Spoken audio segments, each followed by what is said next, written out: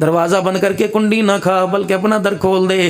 किसी गरीब के घर की दीवार को पार कर कर तेरे हंडिया की खुशबू आए, वो सालन की प्याली मांगने आए, डोंगा दे देना। फिर मेरा गैब वाला निज़ाम कैसे चलेगा? मुझे मेरी किबरियाई की कसम, तू गरीब के लिए बर्तन खाली कर, मैं क़यामत की सुबह तक तेरी हंडिया खाली होने नहीं दूंगा। जनाब अबू सईद खुदरी रज़ी अल्लाह तआला अन्हु के घर के अंदर हांडी पक रही है। रहमत दो आलम सल्लल्लाहु तआला अलैहि वसल्लम तशरीफ़ ले आए और आकर अबू सईद खुदरी के मकान के पास से गुजरे।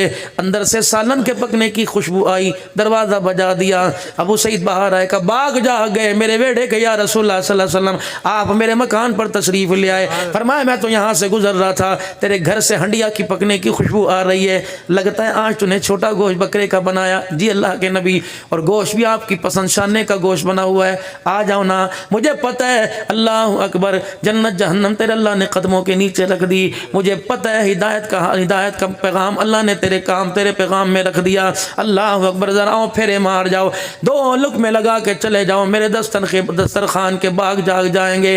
अल्लाह के प्यारे नबी सल्लल्लाहु तआला अलैहि वसल्लम हुजरे में चले गए। जैसे जैसे खाने की खुशबू करीब आ रही थी, हुजूर भी करीब होते चले गए। कहाँ पक रहा है? अल्लाह के नबी यहाँ पक रहा है। हंडिया का ढकना उठाया, खड़ा खड़े मसाले का भुना गोश्त बन रहा था। अल्लाह के नबी, मुझे पता है आपको ऐसे मसाले वाला बड़ा पसंद है, ज़रा तशरीफ़ रखिए। कुर्बान जाऊँ नबियों में रहमत लक़ब पाने वाला, मुरादे गरीबों की बरलाने वाला, वो अपने पराए का गम खाने वाला।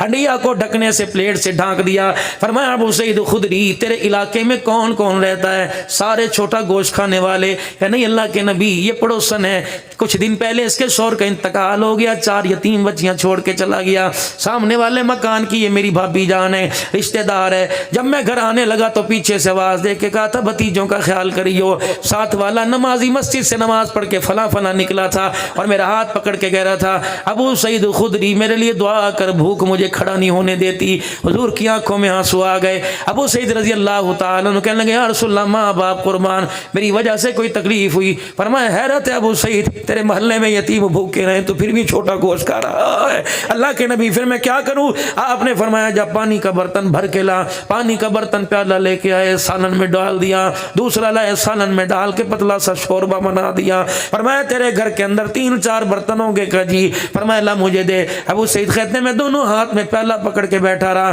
पाक पैगंबर चमचे से सालन डालते, कहते फलानी यतीम के, फलानी बेवा के, फलानी गमगीन के दिया। जब सबके घर दे आया, मेरे कपड़ों से पसीना टपकने लग गया। रहमत वाले नबी ने मेरी तरफ देखा, भूख लग रही है, मेरी आंख में आंसू आ गए। पाक पैगंबर ने जब वो देगड़ी देगची उठाई तो सालन ही उसके अंदर खत्म हो चुका था। बोटी का नाम कोई नहीं, पेंदे को शोरबा लगा हुआ था, मसाला लगा हुआ था।